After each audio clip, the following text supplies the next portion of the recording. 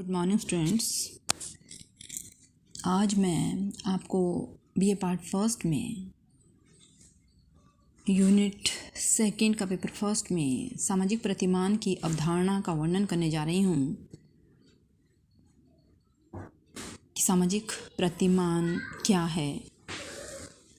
जैसे आप जानते हैं, सामाजिक प्रतिमान दो शब्दों से मिलकर बना है, सामाजिक और प्रतिमान, यानी समाज में पाए जाने वाले मानदंड।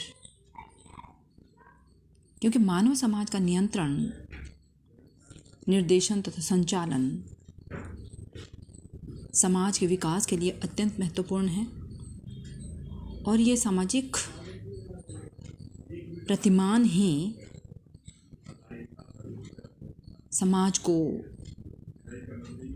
सही मार्ग पर चलाने का प्रयास करते हैं। यह वह निश्चित या स्थिर किया हुआ सर्वमान्य मान या माप है जिसके द्वारा किसी प्रकार की योग्यता, श्रेष्ठता, गुण आदि का अनुमान या कल्पना की जाए।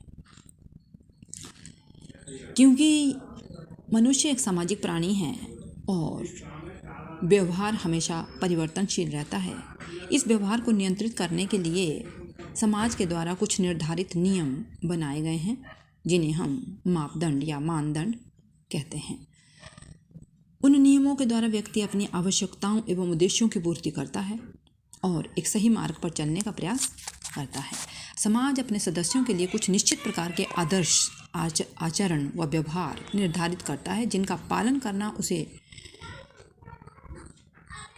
अर्थात उसके सदस्यों से अपेक्षित किया जाता है, उसे मानदंड कहा जाता है। विभिन्न विद्वानों का मानना है कि सामाजिक प्रतिमानों के अभाव में समाज संगठित एवं व्यवस्थित नहीं रह सकता है। क्योंकि यदि सामाजिक प्रतिमान नहीं होंगे, समाज में जीवन जीने के तौर तरीके या नियम, आदर्श नहीं होंगे, तो समाज कभी भी संगठित एवं व्यवस्थित रूप से विकसित नहीं हो सकता है। क्योंकि व्यक्ति समाज में सामाजिक प्रतिमानों की सहायता से ही संबंध स्थापित करता है और इन संबंधों के आधार पर ही अपनी आवश्यकताओं की पूर्ति भी करता है। रॉबर्ट विस्टर ने अपनी कृति द सोशल ऑर्डर में कहा है कि सामाजिक प्रतिमान संक्षिप्त में कार्यप्रणालियों की प्रमाणित पद्धतियां हैं। कार्यप्रणालियों की प्रमाणित पद्धतियां हैं और कार्य पूर्ण करने की एक विधि है जो समाज द्वारा मान्य है। अर्थात रॉबर्ट विस्टर ने इस अपनी कृति में यह कहा है कि ये ऐसी एक नियमावली है, ये ऐसी एक कार्य प्रणाली है जो किसी भी कार्य को पूर्ण करने के लिए प्रयोग की जाती है तथा वो कार्य प्रणाली जो कि समाज द्वारा मान्यता प्राप्त है, यानी समाज द्वारा स्वीकृत है। इसी प्रकार से किंगस्ले डेविस ने अपनी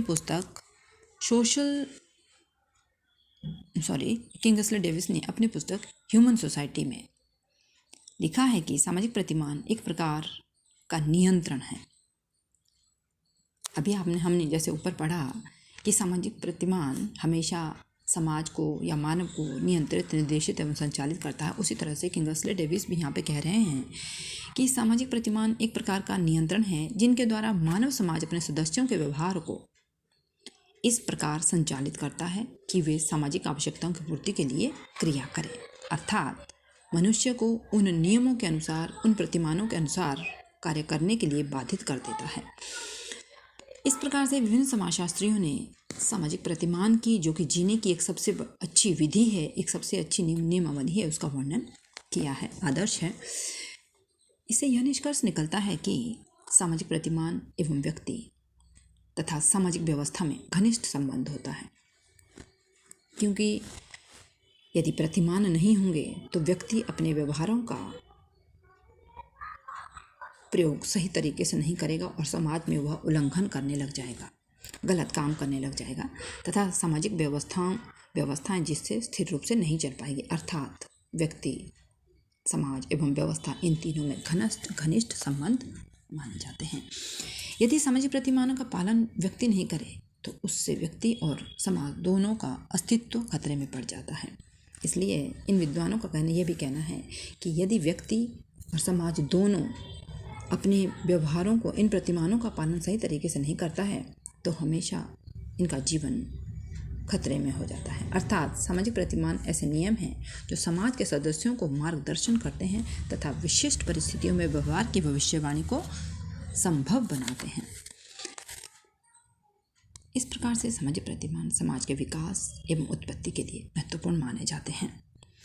इसके साथ ही यदि हम सामाजिक प्रतिमान की विशेषताओं का वर्णन करते हैं तो सबसे बड़ी विशेषता है इसकी एकता, क्योंकि मनुष्य सामाजिक प्राणी है और एक व्यक्ति हमेशा दूसरे व्यक्ति के साथ जुड़कर ही अपनी आवश्यकताओं की पूर्ति बनता है तथा समाज का निर्माण करता है, जो कि केवल संबंधों के आधार पर ही निर्मित होते हैं और एकता या संगठित रूप से प्रदर्शन करते हैं और अपनी आवश्यकताओं एवं उद्देश्यों की पूर्ति भी उसी तरह से पूर्ण करते हैं।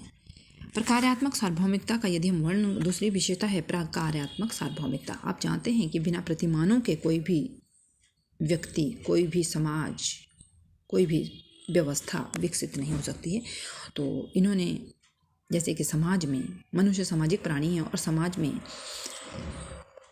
सामाजिक प्रतिमान का होना अत्यंत आवश्यक माना गया है। अपरिहार्यता तीसरी विशेषता है अपरिहार्यता। अपरिहार्यता मीन्स विच इज़ इनएविटेबल, जिसके बिना हम जिंदा न रह, बहुत ही अत्यधिक महत्वपूर्ण जिसके कह सकते हैं इनएविटेबल। अपरिहार्यता का मतलब प्रतिमानों के बिना समाज का निर्माण नहीं हो सकता है। नियंत्रण के साधन। समाज में सामाजिक प्रतिमानों को समाज के व्यवहार को नियंत्रित करने का एक साधन माना है, क्योंकि यदि व्यवहार नियंत्रित नहीं होंगे तो व्यक्ति सही उनका प्रयोग नहीं कर सकेगा। अन्योन्याश्रितता।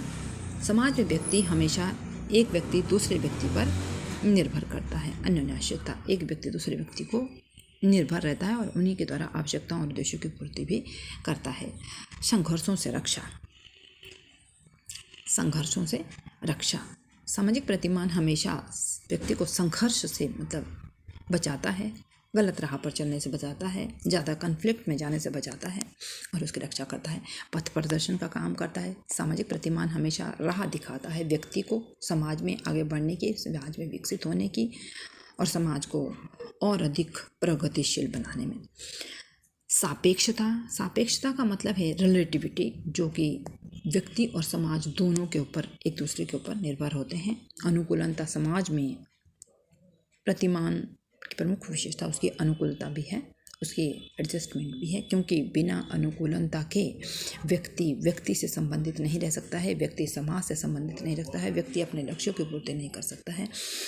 अर्थात अनुकूलनता का, सामाजिक प्रतिमान में अनुकूलता का महत्व भी बहुत महत्वपूर्ण माना गया है। व्यावहारिकता भी इसका एक मुख्य विशेषता है। इसी के आधार पर यदि हम सामाजिक नियमों का वर्णन करते हैं तो बिना नियमों के कोई भी समाज विकसित नहीं, विकासशील नहीं हो सकता है। तो ये नियम, जिनको हम मानदंड या मापदंड कह रहे हैं, आवश्यक हैं, लिखित और अलिखित दोनों रूप में। लेकिन हमारे जो प्रतिमान हैं, हमारे जो नॉर्म्स हैं, वो दोनों ही, जैसे लिखित रूप में तो हमारा संविधान कार्य, कानून कार्य करता है, लेकिन ये हमारे प्रतिमान, हमारी प्रथाएं, परंपराएं हमेशा अलिखित रूप में कार्य करती हैं और इन्हें पीढ़ी दर पीढ़ी इसलिए हस्तांतरित किया जाता है। ये ऐसा संचय ज्ञान है जिसको हम एक व्यक्ति से दूसरे व्यक्ति की तरफ हस्तांतरण जिसका करते हैं और व्यक्ति जिसे स्वतः ही सीखता है। इसे भी कोई स्पेशली नहीं सिखाया जाता है, बल्कि ये स्वतः ही इन चीज़ों का पालन करता है। वह अपन जीवन जीने में, उसके व्यवहार में वो चीज़ें अपने आप ही उतर आती हैं। नेक्स्ट है व्यवहार के अंग। प्रतिमान अपने आप व्यक्ति कोई व्यवहार को नियंत्रित करते हैं, अर्थात यह नियम, यह आदर्श, यह मानदंड सबसे महत्वपूर्ण अंग माना गया है। सामाजिकता, सोशियबिलिटी भी इसकी एक प्रमुख विशेषता है, क्योंकि बिना सामाजिकता के सामाजिक प्रतिमानों का विकास नहीं होगा। अधिवैयक्तिकता, इन्होंने कहा है कि इसकी जो अंतिम विशेषता है वह अधिव्यक्ति, यानी अधिव्यक्ति का इंडिविजुअल के ऊपर, व्यक्ति के ऊपर भी ये एक ऐसी ताकत है जिसको हम सुपर नेचुरल पावर कहते हैं। व्यक्ति के ऊपर एक ऐसा हाथ है, जो कि ये हाथ कौन है? ये प्रथाएं, ये आदर्श, ये नियम हैं जो कि व्यक्ति को एक सही मार्गदर्शन करते हैं। इस तरह सामाजिक प्रतिमानों की ये प्रमुख विशेषताओं का यहाँ पर वर्णन किया गया है। अर्थात संक्षेप में हम ये कह सकते हैं कि सामाजिक प्रतिमान एक ऐसी प्रक्रिया है, एक ऐसी अवधारणा है जो व्यक्ति को उसके रास्ते में चलने के लिए हमेशा नियंत्रित, निर्देशित एवं संचालित करती है और हमेशा उसे विकासशील बनाने का प्रयास करती है। Thank you.